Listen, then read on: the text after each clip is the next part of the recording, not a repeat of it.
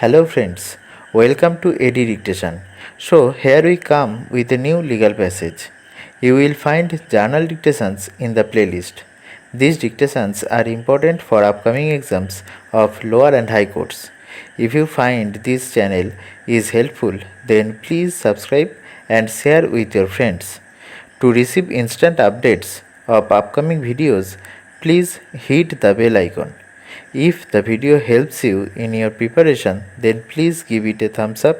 It will motivate us to upload more dictations. All playlist links are in the description below. Please check it out. Let's ready? 5 seconds. Start. Having noticed the salient fact on which there is not much dispute, this court is firstly constrained to observe that there is no material or evidence to indicate what steps the corporation took between 30 April 1996 to 3 February 1998. There is not one shred of evidence to indicate as to whether any notice was issued to the petitioner during this period to participate in the disciplinary proceedings. As noticed above, although the order dated 24 April 1998 asserts that various dates had been fixed by the inquiry officer appointed on 17 February 1997, no such notice has been placed on the record, nor have details of any such notice been alluded to or disclosed in the affidavit filed in these proceedings on behalf of the corporation. Even the order sheet which stands appended along with the counter affidavit of the corporation refers to dates which were fixed in 1996.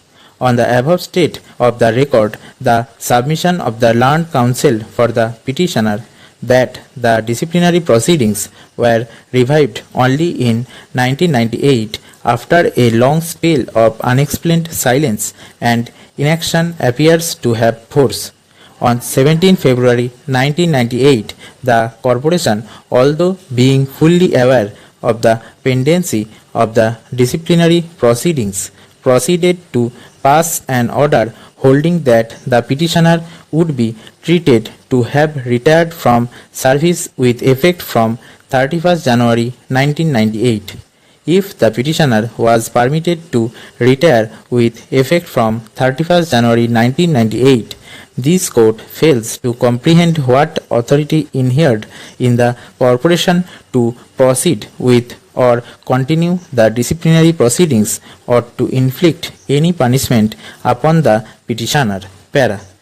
As noted above, no statutory provision, rule or regulation prevalent in the corporation was referred to or relied upon to sustain the continuance of the disciplinary proceedings after the retirement of the petitioner on 31st January 1998.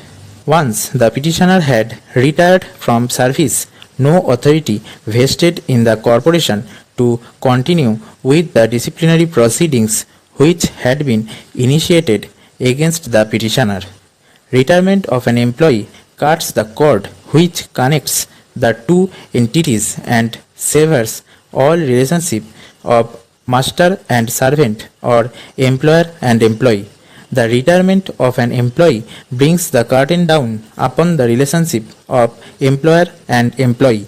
Once this event occurs, no further jurisdiction or authority vests in the employer to inflict any punishment upon the employee thereafter.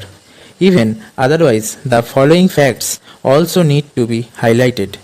Admittedly, the inquiry report was submitted on 19 February 1998.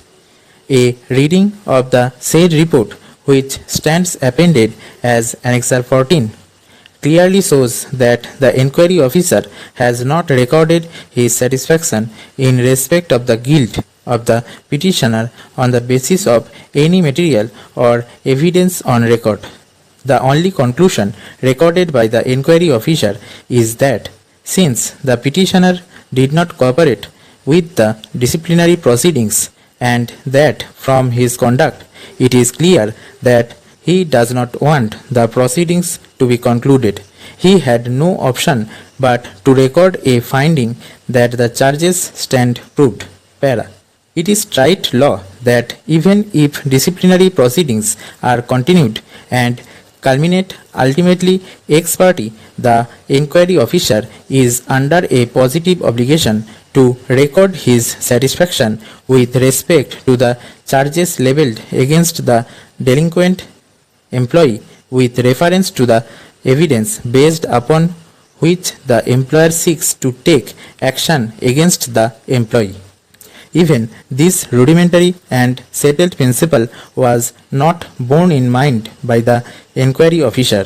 The mistake committed by the inquiry officer, as noted above, was reiterated by the disciplinary authority inasmuch as neither in the order dated 24 April 1998 nor in the order dated 13 August 1999 has the disciplinary authority recorded any independent satisfaction with respect to the guilt of the petitioner based upon the evidence or material on record.